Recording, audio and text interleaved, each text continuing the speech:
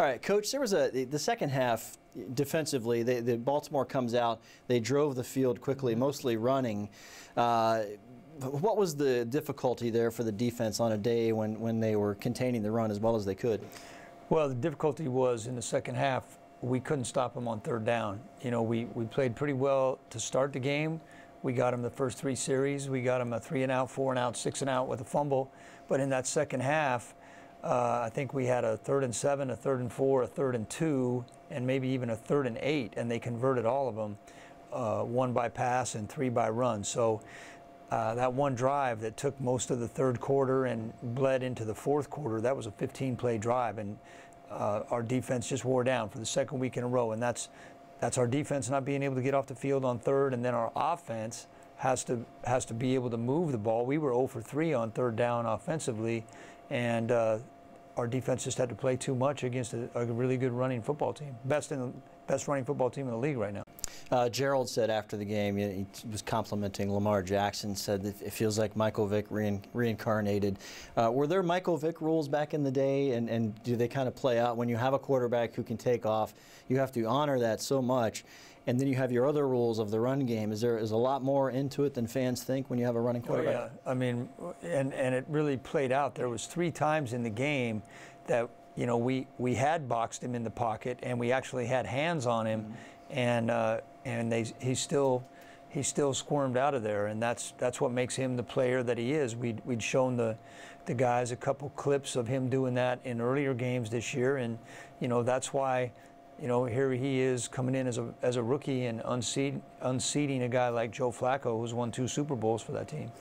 But there was a series. It was after the interception by Jameis. You had a tackle for loss. I believe it was Jason Pierre-Paul, and then Nassib on 3rd and long was tremendous. Nassib was in the backfield a lot and made a big play on that 3rd and 19. Well, that was right after that 15-play drive, and so for the defense to go out there in a sudden change situation and get a stop, we were still in a 1-score game and still gave us a chance to go back down and get the score. And that, you know, the biggest issue there was after that we had that third and 1, and we go backwards 2 yards and then don't get it on 4th when we're, you know, on their plus 35 and a chance to get down there and get points. And then second game in a row, you had a break for your offense happen early in the quarter. It was against the Saints. It was a defensive play. The muffed punt kept a drive, started a new drive down in their territory. How disappointing was that to not cash that in for 7?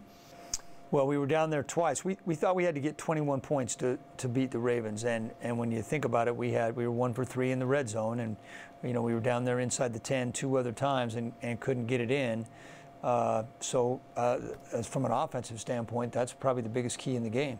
Mike Evans had another nice day, a big day, the big catch, the 64-yarder, which was a lot of Jameis.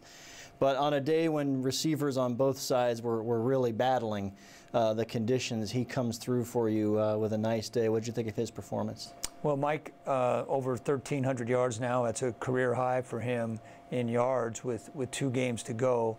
So, you know, Mike, the main thing is we need to get Mike more chances. When, you know, we're running 50 plays in the game and your average is 64 plays. I mean, that's just, we got to get Mike more opportunities. We only had 4 explosive plays, and we're averaging like 9 a game. So we got to give Mike more chances because he'll make those plays. Mike did have 3 of our 4 explosives, though.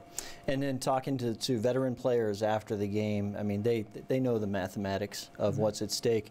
They're talking about no quit. We're going to find the guys and push them to keep going here.